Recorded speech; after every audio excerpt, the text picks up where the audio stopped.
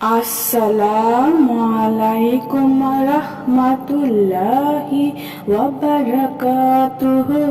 সুপ্রিয় সম্মানিত দর্শক শ্রোতা, আশা করি মহান রব্বুল আলামিনের দয়ায় আপনারা সকলেই ভালো আছেন। সুপ্রিয় সম্মানিত দর্শক শ্রোতা, আজকের ভিডিওটি হচ্ছে স্বামী অবহেলা করলে স্ত্রী কি করবেন। স্বামীর অবহেলায় ধৈর্য ধরা প্রথম ও সবচেয়ে গুরুত্বপূর্ণ পদক্ষেপ।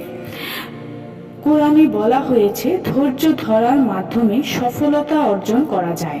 আল্লাহর কাছে স্বামীর মন পরিবর্তনের জন্য দোয়া করা। আল্লাহই হৃদয় পরিবর্তন করতে সক্ষম। স্বামীর প্রতি সুন্দর আচরণ করা, ভালোবাসা দেখানো। হাদিসে বলা হয়েছে সুন্দর আচরণই হলো সর্বশ্রেষ্ঠ জিনিস। শান্তভাবে স্বামীর সাথে কথা বলে সমস্যার সমাধানের চেষ্টা করা। কি কারণে স্বামী অবহেলা করছেন সেই কারণ খুঁজে বের করার চেষ্টা করা। কোনো দুষ্টটির কারণে স্বামী অবহেলা করেছেন সেগুলো সংশোধন করা। ইসলাম সম্পর্কে জ্ঞান অর্জন করে স্বামীকে ধর্মীয় বিষয়ে উৎসাহিত করা। স্বামীর সাথে সম্পর্ক ভালো রাখার জন্য সর্বাত্মক চেষ্টা করা। আল্লাহর উপর ভরসা রাখা এবং তার কাছে সাহায্য চাওয়া।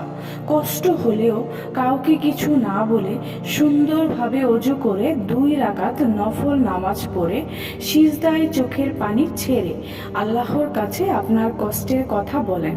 আল্লাহ তাআলা আপনার কষ্টের কথা শুনবে, আপনার চোখের পানি বৃথা যেতে দিবেন না। আল্লাহর উপর ভরসা রাখুন, ধৈর্য ধরুন। সুপ্রিয় সম্মানিত দর্শক শ্রোতা, আজকের ভিডিওটি এই পর্যন্তই। ভিডিওটি যদি ভালো লেগে থাকে অবশ্যই চ্যানেলটি সাবস্ক্রাইব করবেন, লাইক করবেন, কমেন্ট করবেন এবং বেশি বেশি শেয়ার করে দেবেন। সবাই ভালো থাকবেন। আল্লাহ হাফেজ।